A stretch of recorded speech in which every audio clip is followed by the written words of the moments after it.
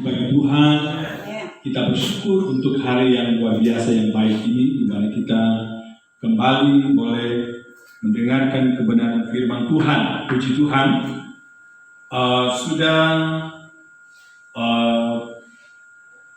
sudah 4 minggu kita mendengarkan firman Tuhan secara berseri, yaitu mengenai ajaran sesat.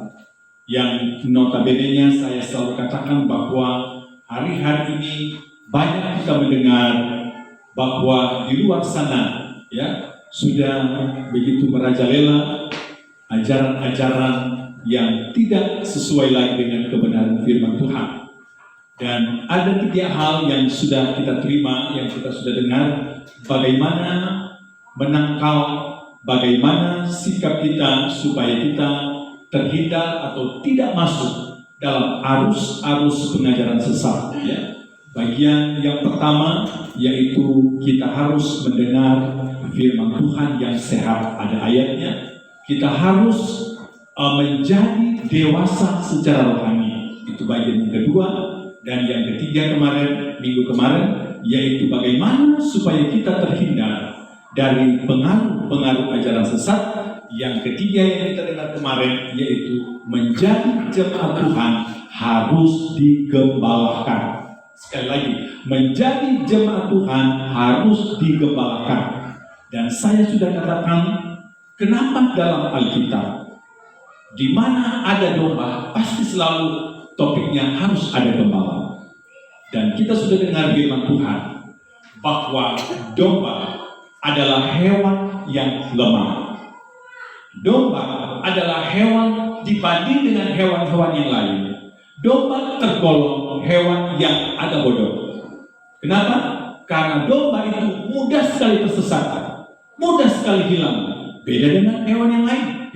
Saya katakan ayam, saudara, dia sejauh mana dia masih bisa balik di kandangnya. Apalagi hewan-hewan yang lain seperti anjing. Anjing apalagi berkilo-kilo dia masih bisa balik. Tapi kalau domba, jangankan berkilo-kilo, hanya jarak yang dekat saja, belum tentu dia bisa balik lagi. Kenapa? Karena dia membutuhkan gembala yang menuntunnya untuk kembali ke kandangnya. Itu domba. Makanya kita sudah dengar firman Tuhan kemarin, domba harus digembalakan. Karena kalau tidak, domba mudah tersesat, mudah hilang. Dan kita sudah dengar, domba sangat mudah dipengaruhi untuk masuk dalam ajaran-ajaran yang sesat. Puji Tuhan. Nah, kita sudah mendengar tentunya sudah 4 minggu berturut-turut mengenai topik ajaran sesat dan bagaimana menghadapi. Tapi hari ini saya juga mau katakan, mungkin ini minggu terakhir untuk mengenai topik ini, dan minggu ini yang kita dengar, siapa dalam dari ajaran sesat itu. Kita harus juga tahu. Kok iya ya? Kok bisa ya? Sekarang supaya kita tidak nyala-nyalain satu dengan yang lain. Siapa dalam? Siapa di balik semua pengaruh ajaran sesat?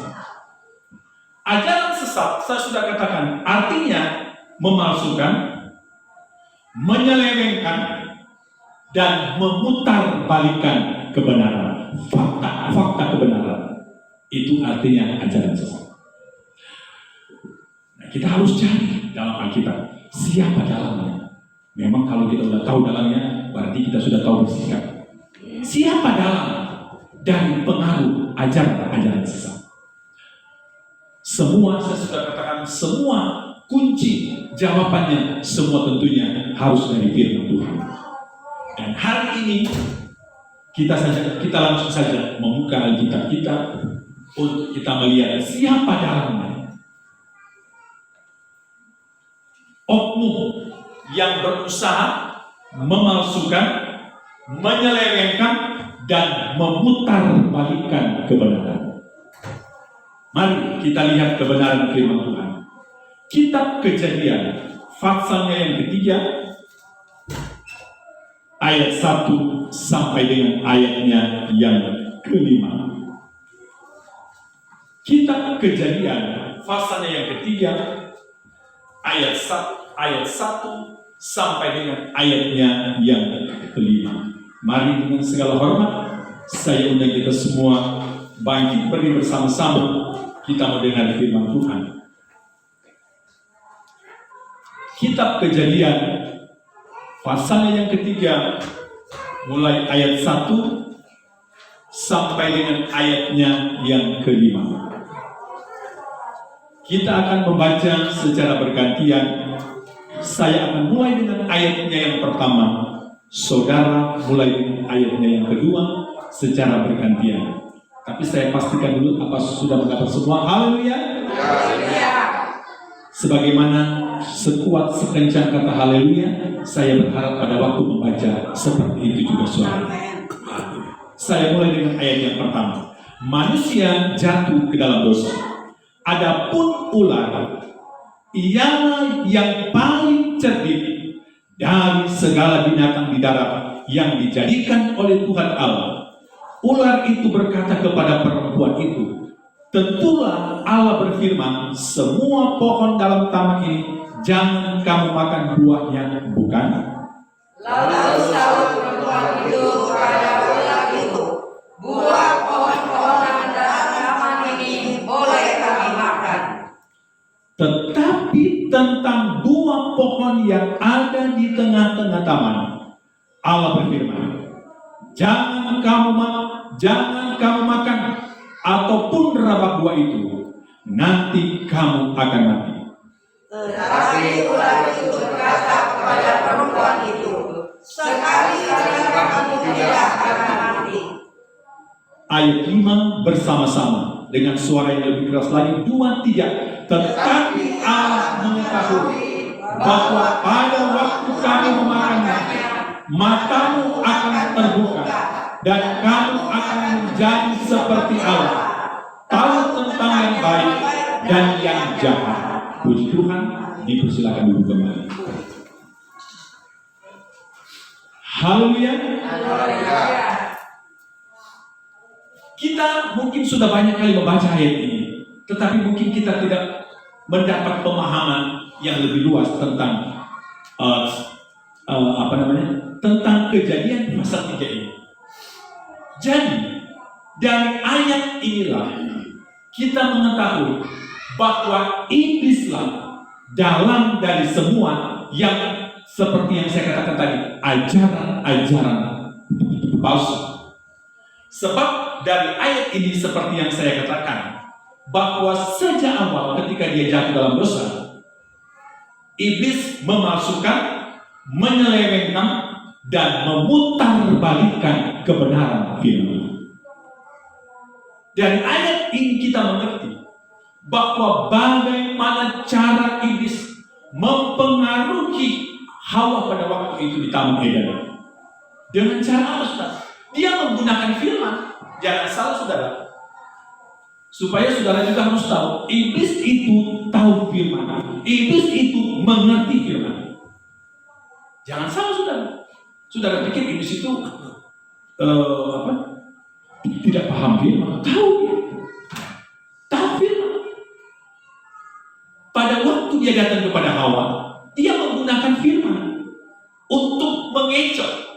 Tapi yang saya mau katakan, firman yang digunakan oleh iblis adalah firman yang sudah dipalsukan, firman yang sudah dia selewengkan, dan firman yang dia sudah putar balikan. Artinya apa? Dia tidak lagi menyampaikan kebenaran yang sesungguhnya. Itu maksudnya.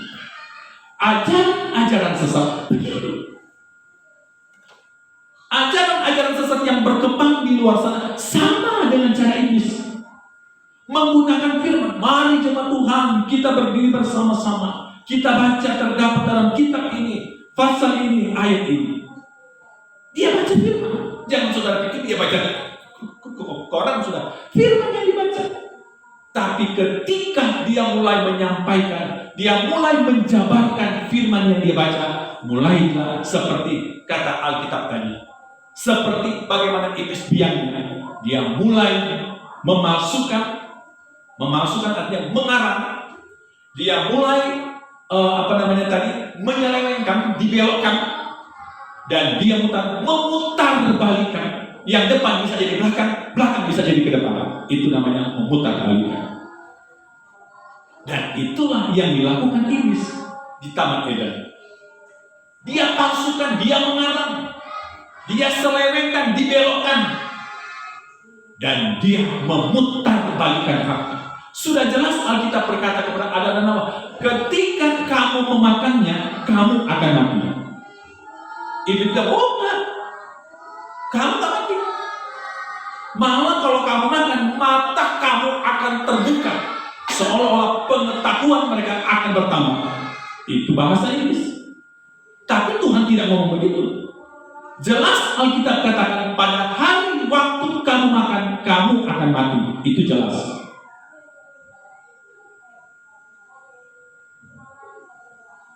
Ayat ini, saya mau jelaskan sedikit. Seringkali banyak orang yang mempertanyakan. Itu yang gak belajar itu biasanya. Kata Alkitab, pada waktu Adam dan Hawa makan, mati. Tapi kok gak mati? Nah ini yang gak belajar biasanya. Pada waktu Adam dan Hawa makan, firman Allah yang berkata, pada hari itu engkau mati.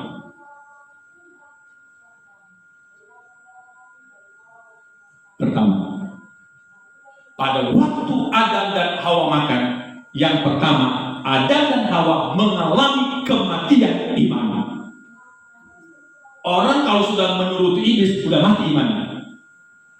Jangan ngaku-ngaku lagi orang percaya. Udah itu kuncinya. Yang kedua, umur Adam dan Hawa tidak mencapai 1000 tahun. Alkitab berkata, 1 hari bagi Tuhan, 1000 tahun bagi manusia. Ada tidak sampai 10 tahun. 930 tidak sampai 1 hari di hadapan Tuhan, kan? Hari itu juga ada mati di pemandangan Tuhan. Itu kalau bicara fakta firman Tuhan. Makanya yang tak belajar dia yang meragukan, kok katanya pada hari itu, kok ada tak mati hari itu? Itu yang saya tak belajar itu. Pertama, Adam dan Hawa mati iman. Udah mati. Udah menutup iblis. Dan tandanya mereka mati iman, mereka dikeluarkan dari Taman Eden. Udah mati. Dan yang kedua, memang umur Adam tidak melebihi 1000 tahun. 1 hari bagi Tuhan, 1000 tahun bagi manusia. Artinya Adam di pemandangan Tuhan hari itu juga mati. Begitu kalau yang sudah paham. Jadi benar Alkitab berkata, pada hari engkau memakan, engkau mati. Betul. Pada hari di pemandangan Tuhan. Berarti itu yang terjadi. Dan saya mau katakan, yang pertama yang mati dulu adalah iman. Baru yang kedua, itu tadi. Adam tidak melebihi, bahkan tidak mencapai 1000 tahun. Saya tidak mau berlama-lama di sana, sebab banyak sekali saya harus jelaskan hari. Ya mudah-mudahan tuntas hari ini ya. Nah, terus berbalik lagi. Saya sudah katakan dari awal bahwa iblislah iblislah awalnya yang namanya memalsukan firman Tuhan. Iblislah yang pertama yang menyelewengkan, kata menyelewengkan, membelokkan. Dan yang ketiga, iblislah yang pertama yang memutar balikan. Orang dibilang kok mati, dia bilang enggak. Itu namanya memutar balikan. Dan ajaran sesat biasanya nanti seperti itu. Diselewengkan, dibelokkan. Ya. Tuhan kata-kata, Tuhan bilang ke kanan, ya, pada ujung bilang belok ke kiri. Nah, itu namanya menyelewengkan. Memalsukan artinya membohongi, berbohong. Nah, dan itu adalah sifat iblis. Kita lihat Yohanes 8. Ada banyak ayat kita baca, makanya saya percepat sedikit. Yohanes 8, saya minta ada yang boleh bantu baca, tapi saya minta tolong suaranya agak keras ya, supaya semua boleh baca. Yohanes 8 ayat 44. Yohanes 8 ayat 44. Haleluya. Yohanes 8 ayat 44. Yohanes 8 ayat 44. Ya, Iblislah yang menjadi bapamu, dan kamu ingin melakukan keinginan-keinginan bapamu. Ia adalah pembunuh manusia sejak semula dan tidak hidup dalam kebenaran, sebab di dalam dia tidak ada kebenaran. Apabila ia berkata dusta, ia berkata atas kehendaknya sendiri, sebab ia adalah pendusta dan bapa segala dusta. Ya, jelas Alkitab. Apabila ia berkata dusta, bukan karena dia berkata firman, karena memang dari dia, kata Alkitab. Karena memang dia adalah pendusta dari awal. Ya itu tadi ayat yang kita baca tadi di Kejadian 3 ayat 1 sampai 5. Memang awalnya dia pembohong. Memang awalnya dia memutar balikan kebenaran firman Tuhan.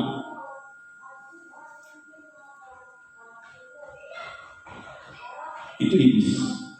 Makanya saya bilang berarti dia dari ajaran-ajaran yang menyesatkan.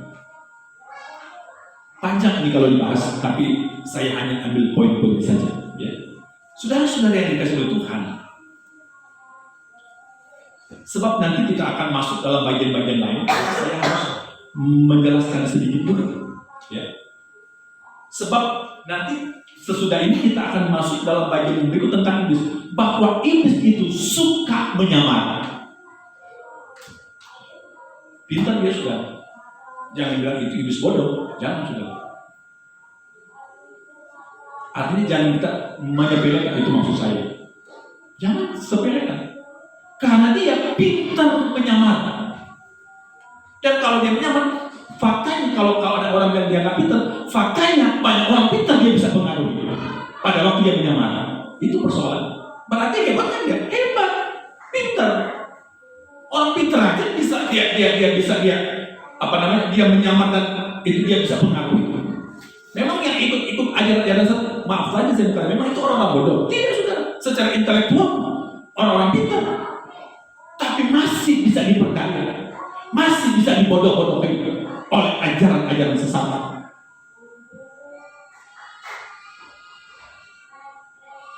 Hari-hari ini kita jangan lagi lebih-lebih.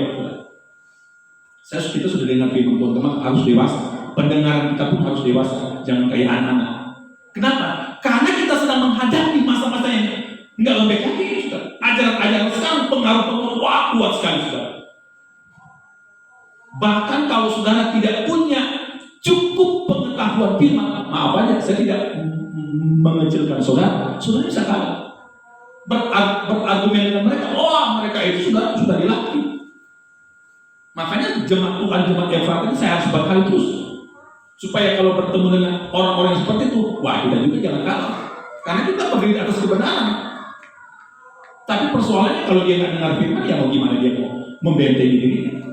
Karena mereka begitu lihai, seperti bahasa tadi, bagaimana cara ini saudara menyelewengkan begitu pintarnya, bahkan nanti kita akan baca dia adalah tukang nyamar.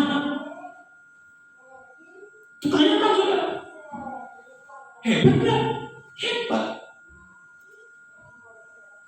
Jadi saya katakan dia tidak bodoh, saudara. Mari kita baca Alkitab. Kita lihat dulu tukang nyamar. Tolong bacakan Injil Matius 7 ayat 15. Betul nggak dia tukang nyamar?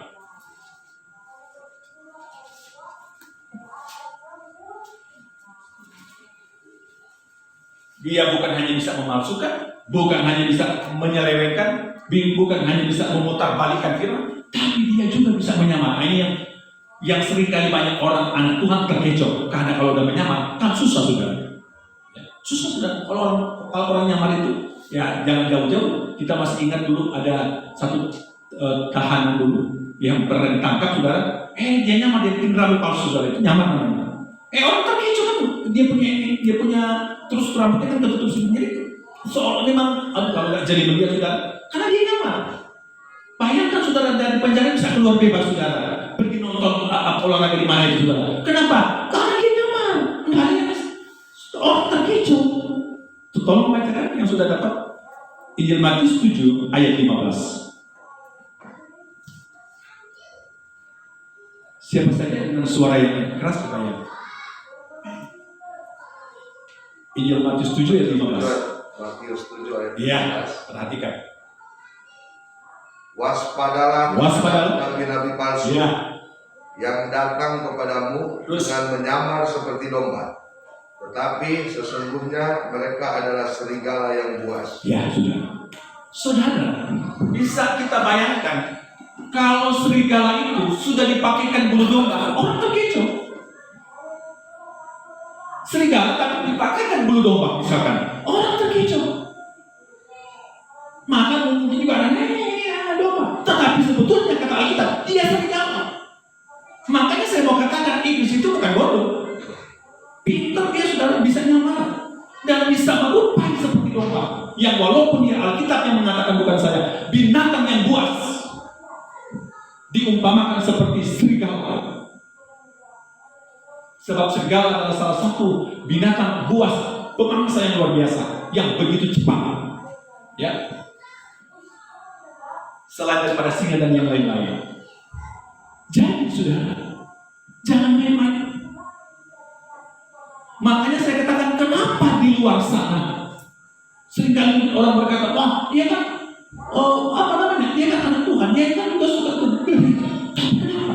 Dia kan orang pintar, paham kita, tetapi kenapa? Bahkan mungkin juga ada yang sudah belajar, tapi masih terkecoh dengan itu tadi, menyamar, iblis yang menyamar, berbulu domba, tetapi dia adalah serigala yang buas. Kan kita kan bisa terkecoh, saudara. Dia udah pakai jas, pakai dasi merah, saudara, dengan gaya yang seperti seorang penginjil besar. Haleluya. Oh, haleluya. Tapi kita suka dibedakan sekarang. Nah, sudah jelas sekali Alkitab berkata, waspadalah terhadap nabi-nabi palsu yang datang kepadamu dengan menyamar seperti domba, tetapi sesungguhnya mereka adalah serigala yang buas, yang siap menerkam. Tentunya pengertian dari ayat ini, serigala yang siap menerkam, serigala yang siap menyesatkan, serigala yang siap untuk mempengaruhi. Luar biasa, sudah. Jangan main-main. Yang kedua, masih penyamaran. 2 Korintus pasalnya yang ke-11. Saya tidak bisa berlama-lama karena banyak yang kita akan bahas hari ini. Ternyata si biang ini banyak dicatat, sudah ya. 2 Korintus 11. 2 Korintus 11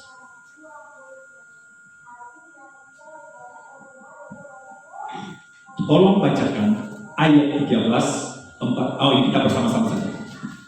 2 Korintus 11 mulai ayat 13, ayat 14 dan ayat 15. Sekali lagi, 2 Korintus 11 ayat 13, ayat 14 dan ayat 15. Haleluya. Haleluya. Rupanya belum semua. Saya tunggu. Haleluya. Haleluya. Bersama-sama kita baca mulai ayat 13, 2 Korintus 11 ya. Dengan suara yang kalau bisa lebih nyaring lagi, supaya kita nggak kalah dengan orang yang nonton sepak bola. 2, 3. Sebab orang-orang itu adalah rasul-rasul palsu, pekerja-pekerja curang yang menyamar sebagai rasul-rasul Kristus yang kami. Hal itu tidak usah mengherankan, sebab iblis pun menyamar sebagai malaikat terang. Jadi bukanlah suatu hal yang ganjil jika pelayan-pelayannya menyamar sebagai pelayan-pelayan kebenaran. Kesudahan mereka akan setimpal dengan perbuatan mereka. Haleluya. Sudah jelas di ayat. Menyamar sebagai rasul-rasul palsu. Ayat ini udah pakai rasul lagi. Bukan cuma pendeta, rasul-rasul palsu. Kita tahu bahwa rasul itu punya kewenangan yang luar biasa. Rasul itu dipakai Tuhan luar biasa. Tapi dalam ayat ini, iblis bisa menyamar seperti rasul-rasul palsu. Dan jangankan rasul, ayat 14, menyamar seperti malaikat terang.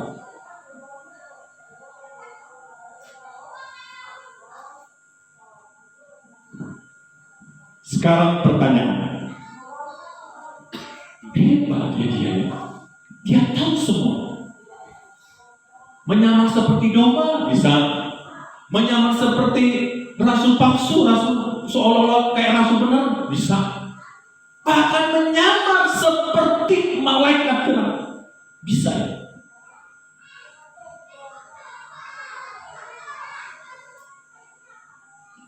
Perhatikan, iblis sebelum dia jatuh dicampakkan ke dunia ini, kita harus tahu di mana asalnya dia. Asalnya iblis yang dalam Alkitab diberi nama Lucifer, dia dulu adalah pembunuh malaikat surga yang bertakhta di atas kerajaan surga, menjaga arah surga. Itulah kedudukan yang bernama Lucifer. Lucifer juga artinya putra fajar, atau seperti ayat tadi, malaikat terang. Jangan main. Makanya saya tadi tidak mengada-ada mengatakan dia bukan nggak bisa disepelekan. Dia bukan oknum yang bodoh. Makanya kenapa saudara, yang saya mau katakan, kenapa kalau dia masuk dalam gereja, dia begitu cepat, bagaimana cara seperti Alkis kita sudah dengar tadi. Dia memasukkan, dia menyelewengkan, dia memutarbalikkan. Kenapa? Karena memang asalnya dia tadi dari surga.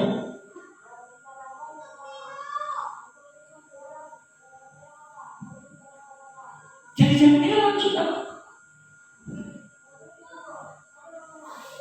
Jangan heran. Sekarang lagi tren, Tuhan bicara, Tuhan berbicara. Iya, memang Tuhan berbicara. Tapi saya mau katakan, saya tidak pastikan orang-orang yang di YouTube ini adalah lagi yang mengatakan saya dengar suara Tuhan, Tuhan bicara. Saya belum pastikan bahwa itu benar-benar dari Tuhan. Saya punya dasar firman. Makanya kita harus pintar firman, saudara, supaya kita juga mudah dipengaruhi. Makanya saya aneh kalau ada orang ngomong-ngomong ini, tapi masih mudah dipengaruhi, masih mudah di seperti kita dengar firman Tuhan tadi, masih mudah terpengaruh dengan iblis yang menyamar seperti berbulu domba, tapi ngakunya begini. Tapi nyatanya sudah masuk juga, terbawa juga ajaran-ajaran yang menurut saya tidak alkitabiah. Saya tegas kalau sudah hal-hal doktrin yang sudah menyelewengkan dari firman Tuhan. Saya tegas itu. Saya tegas saya ngajar tentunya. Jadi tahu, bisa membedakan. Saya belum lama ini soalnya ada seorang ibu di Jakarta, dia telepon saya.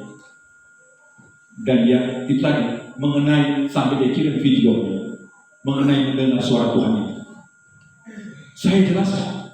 Karena ini itu di antara seperti mau percaya enak, mungkin melihat. Saya jelaskan. Saya bilang memang dalam Alkitab saya tahu itu. Dan kita adalah gereja yang menganut, dipimpin oleh kuasa Roh Kudus, jadi tahu itu. Bahwa memang ada orang yang Tuhan pakai untuk menyuarakan suara Tuhan. Ya. Nabi-nabi dipakai untuk bernubuat, membawa suara Tuhan. Ya. Rasul-rasul mengajarkan firman Tuhan, membawa suara Tuhan, ya. Tapi belakangan ini di luar sana berkembang luar biasa pesat.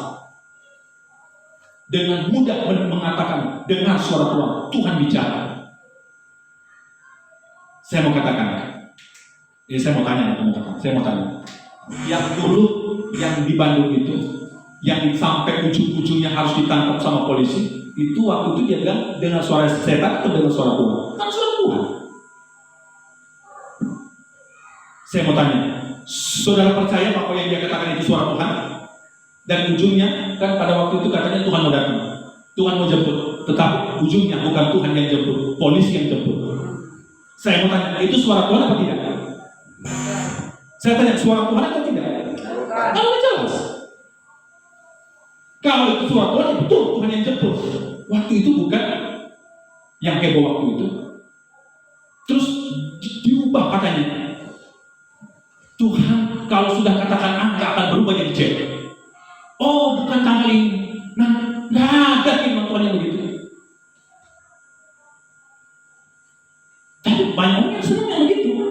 Iya, kami ikut di situ, ikut persekutuan itu. Suaranya ada dengan suara Tuhan. Selidiki dulu. Ada apa? Saya punya dasar. Ada ayat bilang, selidikilah setiap roh. Orang kalau belajar tahu semua saudara. Selidiki. Memang orang yang ngaku-ngaku bilang dari Roh Kudus dari Tuhan itu betul-betul dari Tuhan, belum. Ada ayatnya, selidiki. Saya bilang sama ibu yang telepon itu begini, Bu,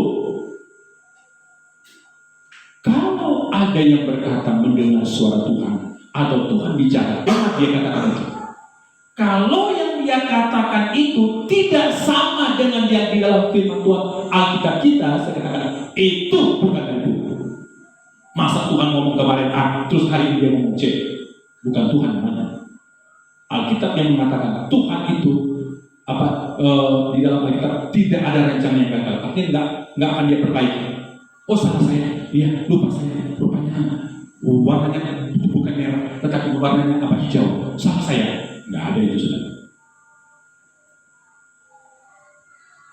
Dan memang waktu karena kebetulan itu saya banyak buka cek. Begitu mudah dengar suara Tuhan. Tuhan bicara begitu mudah mereka mendengar. Ingat, Alkitab sudah bilang ada penyamaran-penyamaran, seolah-olah bahasanya rohani. Penyamaran itu namanya. Tidak semua orang yang datang ketuk pintu saudara, shalom, haleluya, puji Tuhan. Tidak semua itu datang bahwa dia itu betul-betul membawa kebenaran. Tidak. Memang kata shalom artinya damai sejahtera. Tapi ingat, oknum yang datang dengan kata shalom tidak semua dia akan membawa damai sejahtera. Kalau dia nyaman, gimana?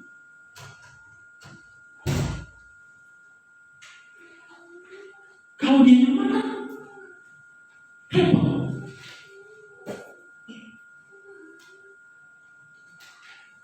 Jadi jelas ayat ini. Kita sudah lihat beberapa ayat di atas tadi. Dia adalah pendusta, bapa segala pendusta. Artinya yang mengajarkan dusta di dunia, ya dia itu. Saya tanya, ada nggak orang tua di sini? Saya mau katakan orang tua itu mungkin tidak bertuhan lah, katakanlah. Nggak ada orang tua yang mengajarkan anaknya berdusta. Tapi saya mau bilang, kenapa ada anak? Guru di sekolah juga nggak ajarin, orang tua juga nggak ajarin. Kenapa anak bisa? Anak kecil bisa berbohong. Halo, saya mau tanya, kenapa anak-anak yang masih kecil, guru di sekolah tidak ajar, orang tua apalagi? Ya, cuma orang tua yang udah rada-rada yang mau ngajarin bohong. Kalau tok itu ada, tapi saya percaya itu enggak. Tapi kenapa ya anak-anak nggak ada yang ajarin, tahu bisa bohong? Tadi kita sudah baca di Yohanes. Iblislah bapak yang mengajar itu. Iblis yang mengajar. Kami sudah seperti itu, kita sudah baca dalam firman Tuhan tadi. Awal melakukan dusta kepada Adam dan Hawa. Tetap keju juga si Adam dan Hawa. Sudah ada apa kurang Adam dan Hawa? Waktu Tuhan itu Tuhan bicara langsung, nggak lewat tempat Tuhan. Waktu Tuhan bicara sama Adam dan Hawa, tidak lewat pendeta, tapi langsung dari Tuhan. Tapi saudara luntur juga. Kan waktu di Taman Eden kan dia ngomong, Tuhan langsung nggak pakai siapa-siapa, nggak suruh malaikat, langsung Tuhan bicara. Tapi hadir juga, goyah juga. Makanya saudara, sekali lagi saya mengatakan, jangan anggap enteng. Jangan anggap remeh bahwa iblis hari-hari ini dia akan berusaha sedemikian kuat, sedemikian rupa untuk kalau bisa, kita sudah baca, dia akan menyesatkan kalau bisa sebanyak-banyaknya. Jelas kita sudah baca, akan datang banyak penyesat, banyak disesatkan. Begitu luar biasa ini.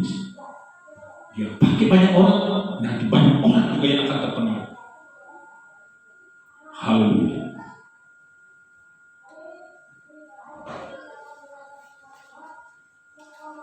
Terus berikut, saya tidak mau lama-lama. Banyak topik yang kita akan lihat. Yang berikut kita akan lihat bahwa ini mungkin saudara akan kaget, tapi ya seperti itu. Bahwa iblis bisa melakukan mujizat, tapi itu mujizat palsu. Bisa saudara. Wah, ini kan semakin seru ya. Memang ada yang bisa bikin apa mujizat? Saudara pikir cuma pendeta-pendeta yang bisa? Iblis pun bisa. Dan iblis juga bisa seperti tadi, menyusup masuk dalam gereja, bisa saudara. Kan tadi kita sudah baca, menyamar seperti rasul-rasul, menyamar seperti malaikat terang, menyamar seperti berbulu domba ke dalamnya serigala, dan dia bisa melakukan mujizat-mujizat.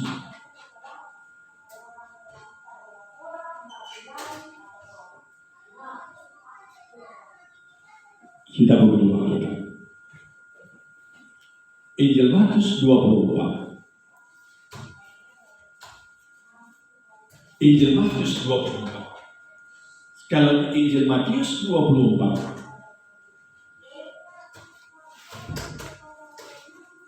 Ayat 4 dan ayat 5. Ayat 4 dan ayat 5. Haleluya. Injil Matius 24 ayat 4 ayat 5. Sama-sama kita baca. Sekali lagi dengan suara yang keras kita diberkati Tuhan akan memperdengarkan suara Tuhan ya. Kan ada ayatnya. Berbahagialah dia yang membaca, yang mendengar dan terlebih lagi. Jadi membaca pun sudah diberkati, mendengar pun diberkati ya. Ayat 4 mulai ya. Hitungan yang ketiga, 2, 3. Jawab Yesus kepada mereka, waspadalah supaya jangan ada orang yang menyesatkan kamu. Sebab banyak orang akan datang dengan memakai namaku dan berkata, akulah Mesias, dan mereka akan apa? Menyesatkan banyak orang. Banyak orang akan datang. Tentu orang-orang yang akan dipakai oleh Yesus. Untuk apa? Menyesatkan banyak orang. Jadi udah jelasnya ini. Ini nggak bisa ditawar-tawar ini. Nggak lagi bisa ditafsir-tafsir, memang sudah seperti itu. Banyak orang akan datang menyesatkan, dan mereka akan menyesatkan banyak orang. Banyak penyesat, banyak disesatkan. Haleluya. Nah, sekarang yang saya katakan tadi, kita mundur ke Injil Matius pasal 7 ayat 21 sampai 23.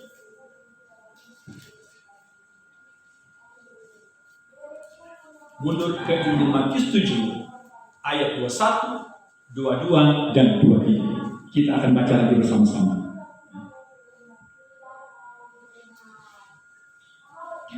Dengan lebih semangat lagi. Haleluya.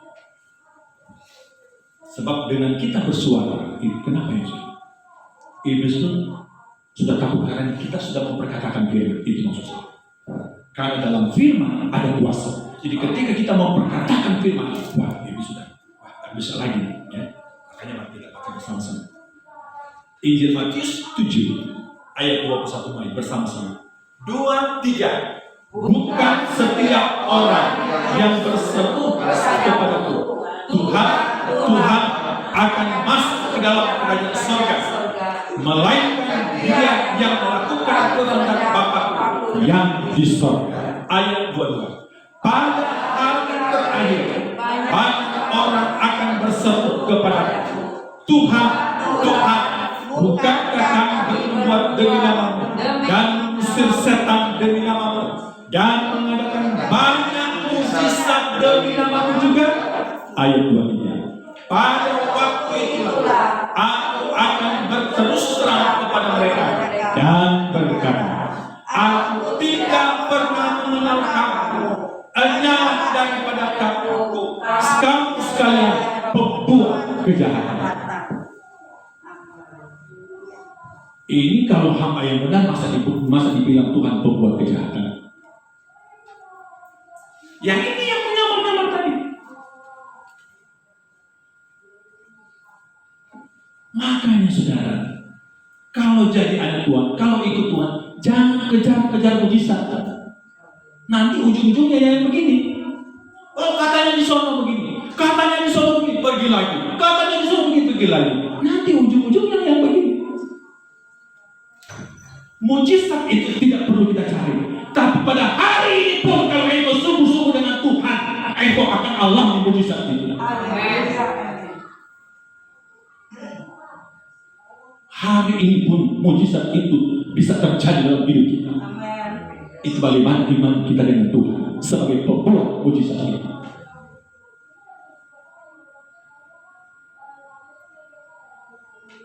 Saudara mungkin apa sudah mendengar atau belum atau memang juga sudah. Ada berapa hamba Tuhan yang kita dengar yang tadi katanya, tapi belakangan ini beritanya tidak baik.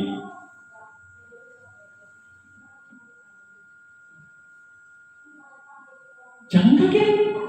Ada ayatnya saudara. Jangan kaget. Ada ayatnya. Bukan setiap orang yang berseru kepada Tuhan akan masuk dalam surga, bukan. Kalau dia penyamar, karena kan pada kenyataannya Nabi palsu panggil Tuhan, pengajar-pengajar sesat tetap memanggil Tuhan. Tapi kita lihat endingnya, aku tidak pernah mengenal. Wah, masa dia melakukan kebenaran terus Tuhan tidak kenal? Itu kita pertanyakan. Berarti apa? Ya dia tidak melakukan sesuai dengan kebenaran. Bahkan Tuhan bilang, aku tidak pernah kenal pembuat kejahatan. Tuhan anggap kamu itu pembuat kejahatan. Tuhan, kami sudah melakukan ini, bernubuat ini, melakukan mujizat, tapi tidak. Maaf. No, aku tidak kenal. Memang kalau udah membahas dengan Tuhan, apa yang tidak pernah kita pikirkan ketika berkata, begitu ya. Ada ayatnya sudah baca. Saya kan tidak mengada-ada, hanya menyampaikan ini loh ayatnya. Mari kita baca. Apa loh pengertiannya? Ya ini pengertiannya.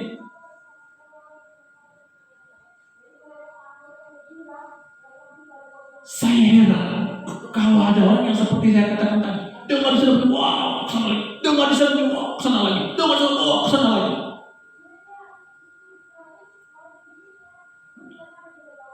Saya belum lama ini masih dibingung ini juga. Ada seorang ibu, dan memang saya tahu karena dia datang konseling firman. Dia ada anggota keluarganya yang dia sudah saksikan kepada saya, sudah ceritakan, yang hari ini sudah berbeda, ya, pemahaman imannya, karena mereka sudah masuk kepada perangkap. Dan saya coba telusuri apa awalnya, kenapa? Sudah artinya kalau saya katakan sudah katam membaca firman, tapi masih bisa. Saya telusuri. Dan anak Tuhan ini yang membuka di dalamnya, dia menyampaikan apa adanya, dia buka semua.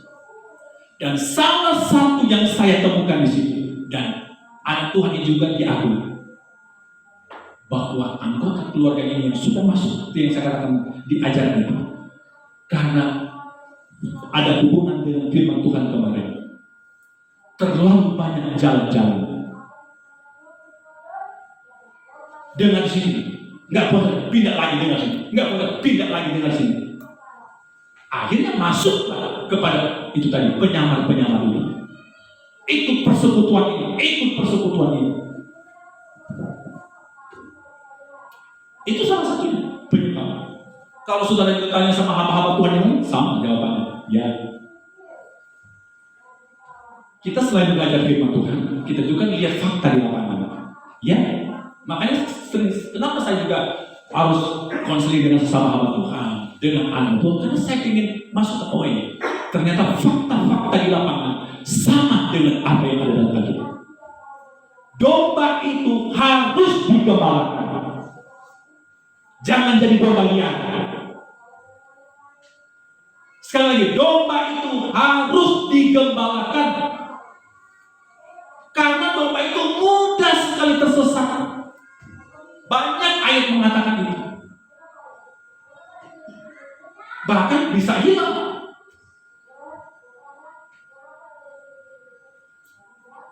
Jadi saudara, ketika anak Tuhan itu mengatakan, oh, kebenaran telah terungkap. Kecuali memang tidak tugas, ya kita maklum. Ya kan ada yang begitu.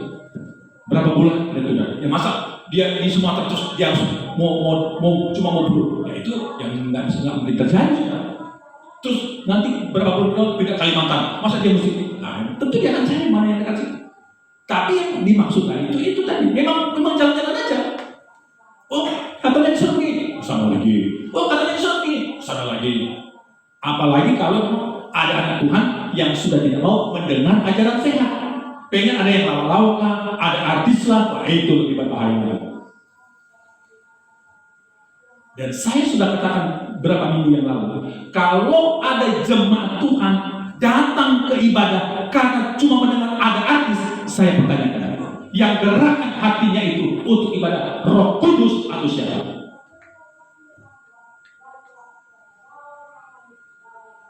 Oh jelasin saudara. Kita yang berdiri jangan dibuat kabur, harus jelas. Anak Tuhan warnanya harus jelas. Amin. Harus jelas saudara. Jangan kita menjadi anak Tuhan yang abu-abu, harus jelas warnanya. Saudara-saudara, saya sangat prihatin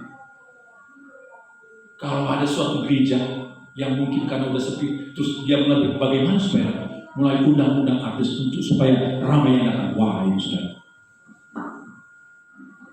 bahaya sudah. Apalagi pada waktu aslinya ini, oh dia semangat. Begitu dia dengar khotbah, udah ngantuk udah keluar. Nah, itu udah bahaya. Itu udah bahaya. Itu yang dibilang dalam kitab Wahyu. Engkau kelihatan hidup, padahal engkau mati. Sekali lagi, engkau kelihatan hidup, padahal engkau mati. Itu berbahaya. Jangan sampai gereja disibukkan dengan acara ini, tapi sebetulnya sudah mati. Gereja itu hanya berusaha untuk mengadakan acara-acara yang meriah supaya kelihatan ramai saja. Sebetulnya ada ayat bilang itu mati. Karena mereka datang itu sebetulnya bukan lagi untuk mau beribadah kepada Tuhan. Hanya ada ramainya, karena ada acara ini dan itunya, karena ada pernak-pernik ini dan itu. Jangan juga. Saya selalu himbau kepada jemaat Tuhan kita pernah. Saudara kalau datang, biar benar-benar saudara karena haus kepada Tuhan. Saudara datang di tempat ini karena saudara haus kepada Tuhan. Haus akan firman itu sudah. Tapi jangan sampai karena ada hal-hal yang lain. Hanya itu sudah. Makanya di dalam pokok Altus di grup jemaat saya selalu katakan biarlah umat-umat Tuhan selalu ada rasa haus, lapar dan kerinduan akan Tuhan. Karena itu yang saya inginkan. Dan juga tentunya Tuhan inginkan sudah. Nah, saudara-saudara yang saya kasih dalam Tuhan, rupanya tidak bisa juga selesai karena masih ada beberapa ayat yang harus saya sampaikan. Nanti mungkin kita akan sambung di minggu yang akan datang. Tapi saya hanya ingatkan bahwa mulai dari 4 minggu yang lalu kita sudah mendengar khotbah tentang pengajaran sesat. Hari ini kita sudah temukan bahwa biang keroknya ternyata adalah iblis yang memang dari awal sudah memalsukan, sudah membelokkan, sudah memutarbalikkan fakta kebenaran. kita tentunya sebagai orang-orang yang percaya, kita tentu terus rindu haus untuk mendengarkan kebenaran Tuhan, supaya kita tidak akan diombang-ambingkan dengan ajaran-ajaran sesat. Puji Tuhan, Tuhan berkati firman Tuhan. Mari saya undang jemaat Tuhan di tempat ini. Mari kita berdiri bersama-sama. Kita mau berdoa kepada Tuhan. Haleluya. Terima kasih Tuhan. Terima kasih Tuhan. Haleluya. Terima kasih Tuhan. Haleluya. Hari ini kita sudah dengar firman Tuhan. Seandainya hari-hari ke depan kita akan bertemu atau akan melihat hal-hal seperti yang sudah disampaikan, saudara, mari kita semakin berpegang teguh kepada kebenaran firman Tuhan.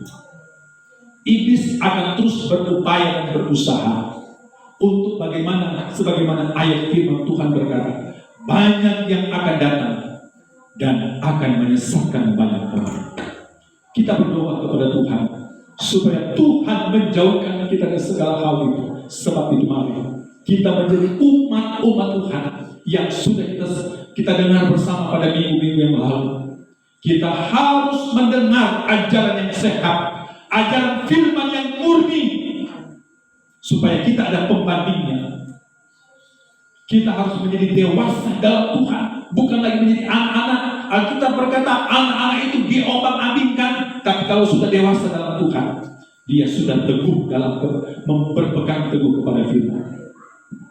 Dan minggu kemarin bagian yang keempat, menjadi jemaat Tuhan, menjadi anak Tuhan harus digembalakan. Sebab domba itu adalah hewan yang lemah, yang tidak bisa berjalan sendiri. Dia harus dituntun. Banyak ayat sudah kita dengar bersama-sama. Domba itu harus dituntun oleh gembala. Dibawa di dalam rumput yang hijau, dituntun kepada air yang tenang. Haleluya. Terima kasih Tuhan. Terima kasih Bapa dalam surga. Saat ini hamba berdoa bagi jemaat Tuhan, baik yang ada di tempat ini maupun mereka yang mengikuti lewat online. Tuhan, Engkau berkati. Tuhan, Engkau kuatkan kami semua. Kami sudah dengar firman Tuhan bahwa Tuhan di akhir zaman atau di penghujung zaman ini kami tidak main-main lagi. Begitu derasnya Tuhan pengaruh dari ajaran-ajaran yang menyelewengkan firman Tuhan, memalsukan firman Tuhan, memutarbalikkan firman Tuhan. Tuhan tolong kami. Tuhan tolong kami supaya kami jangan sampai terbawa oleh arus-arus ajaran-ajaran sesat. Terima kasih Tuhan. Terima kasih Bapak. Dan saat ini mari kita sebagai umat-umat Tuhan, kita sebagai domba-domba Tuhan. Saya sudah katakan bahwa kita adalah, oh haleluya, bagaikan domba yang lemah, yang mudah diperdaya. Sebab itu mari angkat tangan. Haleluya. Angkat tangan. Tuhan, Engkau lihat tangan umat-umat. Mereka membutuhkan tangan Tuhan yang menuntun. Kami membutuhkan tangan Tuhan yang menuntun kami. Kami tidak berani berjalan sendiri Tuhan. Kami tidak mampu berjalan sendiri. Kami butuh Tuhan. Kami butuh Roh Tuhan, Roh Kudus dalam hidup kami. Sebab itu Tuhan jangan. Tuhan Engkau lawat kami. Engkau lihat tangan-tangan umat-umat. Mereka angkat di hadapan Tuhan. Karena mereka mau, mereka dituntun. Dituntun oleh Tuhan. Tuhan adalah gembala kami yang agung. Tuntunlah kami Tuhan. Bawalah kami kepada rumput yang hijau. Bawalah kami kepada air yang tenang. Gadang dan tongkatmu, itulah penghiburan, itulah yang menguatkan kami. Terima kasih Tuhan. Terima kasih buat firman-Mu. Meteraikan firman-Mu jadi berkat buat kami. Terima kasih Bapa. Oh haleluya. Terima kasih Tuhan. Segala puji, segala syukur, segala hormat, segala kemuliaan bagi Tuhan. Terima kasih Bapa. Dalam nama Tuhan Yesus Kristus kami berdoa dan kami bersyukur kepada Tuhan. Haleluya. Haleluya. Sama-sama kita katakan amin. Puji Tuhan. Saya kembalikan kepada pembawa acara. Haleluya.